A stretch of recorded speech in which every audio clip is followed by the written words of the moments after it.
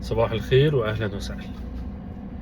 في 1991 قرر باشمهندس محمد هادي وباشمهندس علاء هادي ان هو يعمل امبراطورية لافيستا.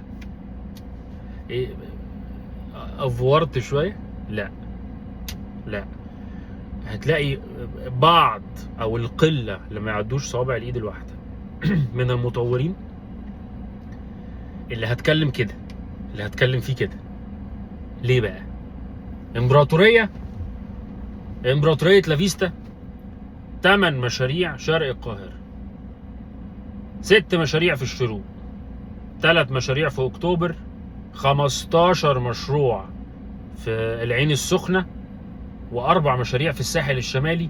اجمالي مشاريعه من 32 الى 34 مشروع. ما سمعناش غلطة. ما تأفورش يعني، بلاش ال مفيش حد معصوم من الخطأ، نهائي.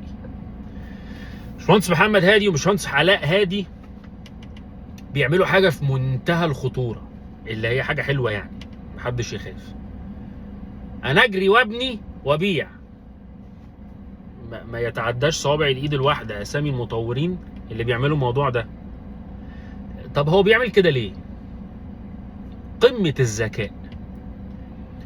الوحيد او من القليلين اللي في ازمة سواء كورونا او ازمة الدولار، لما كان ب50 ثم 55 60 ثم 70 ثم مش عارفين نروح فين، ثم المطور يروح يسعر خايف يسعر غلط فسعر على 70، حصل انخفاض لقيمة العملة، نزلت ل 45 طلعت ل 48 49 50.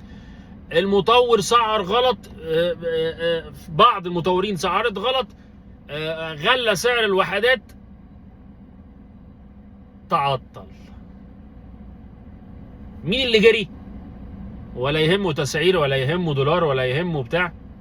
مين اللي بنى؟ اصل يعني ايه دولار؟ معلش سريعا بس، كل يعني معظم الناس هتلاقيه عارف المعلومه دي، ولكن انا عايز اكد عليها. لما الدولار بيزيد فهو ليه بيزود كل السلع؟ العربيه اللي بتحط، ما هو بيزود المحروقات، صح كده؟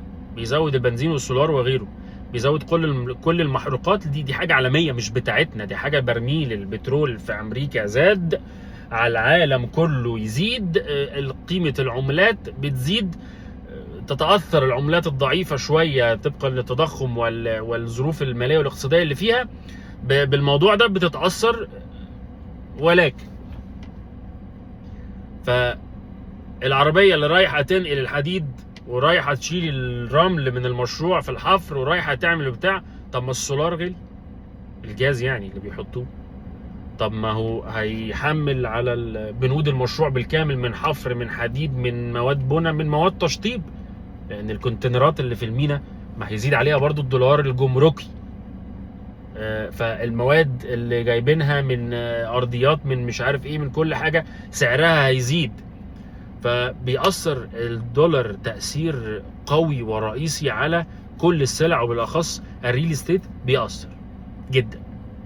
فأبقى في منتهى الذكاء لو أنا عامل بلاننج، مخطط من بداية طلوعي في موضوع التطوير العقاري. أنا بتكلم دلوقتي على باشمهندس علاء هادي ومحمد هادي. إن استراتيجيتي تكون سمعتي وسرعة تسليمي وسرعة البناء، ويكون بناء محترم وبنيان خرساني قوي، ويكون ديزاينز مختلفة، وتكون صيانة قوية ما بعد المشروع، ويكون تشغيل للمشاريع قوي جدا للأسر وغيره وغيره وغيره. ده مين اللي بيعمله؟ مش عايز اقول الوحيد عشان ما بقاش يعني بس طبعا في مطورين تانية. هذا المطور المحترم. انا بتكلم عن مين دلوقتي؟ انا بتكلم على مشروع من احدى مشاريع لافيستا في الساحل الشمالي، لافيستا راس الحكمة. طيب قبل ما ادخل على لافيستا راس الحكمة، احنا قلنا عنده 4 مشاريع في الساحل الشمالي، اقدمهم لافيستا كاسكادا في سيدي عبد الرحمن، وهو من اقدم الناس في راس الحكمة، في موضوع راس الحكمة هو تطوير مصر فوكا بيه. طيب المشروع 200 المشروع 400 فدان، الكيلو 205 راس الحكمة. زي ما تعودنا ان احنا بنقارن المشاريع ازاي، عرض في عمق. تمام. مشروع 1100 كيلو عرض في 1300 كيلو عمق. هو بقى راجل مهندس بقى، فعارف يعمل لك الماستر بلان اللطيفة مربعة. ادي اول حاجة، 1100 متر عرض بحر.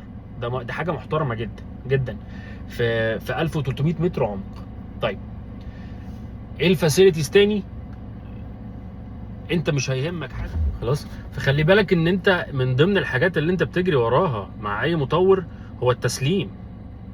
ما تاخرش في ولا مشروع. بمعنى ان هو ما تاخرش في ولا مشروع، مش انا بقول لحضرتك ان انا بجامله يعني. بمعنى ان هو ما تاخرش في ولا مشروع. بالعكس، في مشاريع لو استلم 3 سنين بسلمك في 2.5 سنين قبل المده. طب المطورين بتعمل كده ليه تاني؟ يعني بتعمل الموضوع، المطورين بتتاخر ليه؟ لا، المطور بيتاخر لو هيسلمك بعد 4 سنين. هو عنده حاجه في العقد حضرتك ماضي عليها بتقول الجريس بيريد او فتره السماح.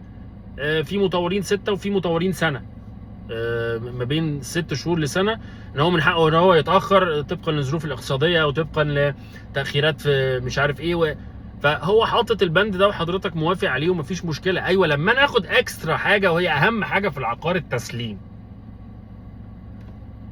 لو انا هتكلم على لافيستا راس الحكمه، انا مش هتكلم عن الكريديبيليتي، لان الراجل ده مشاريعه الكوستال بتتكلم عنه، لان هو 15 مشروع في لافيستا بكل في السخنه بكل اللافيستاز اللي هو بيعملها. ادي خبره ساحليه للناس اللي دخلت لافيستا. في الساحل من اقدم الناس في الساحل زي ما قلنا على بالم ميلز وغيره، والجمال نيو جيزه والكلام السيشيل يعني والحاجات دي. فده شخص كريديبل. يبقى تحقق فيه العامل اللي احنا اتكلمنا عليه في الفيديوهات اللي قبل كده، اللي هو بتاعه الكريديبيليتي. ده كريديبل. انا مش ببالغ. ده كريديبل في الصيانه، كريديبل في التسليم. صعب جدا موضوع التسليم ده، وباكد عليها اكتر من مره. انا ببني وبعد كده ابتدي ابيع اول مرحله، او ابيع اول مرحله وتخلص بنا في سنه سنتين. خلاص لعبته. هو الراجل مهندس، الديزاينز بتاعته مختلفة. هو حقق لنفسه سيجنتشر، حقق لنفسه هوية. بقيت تمشي كده في الشارع تشوف الشكل لافيستا.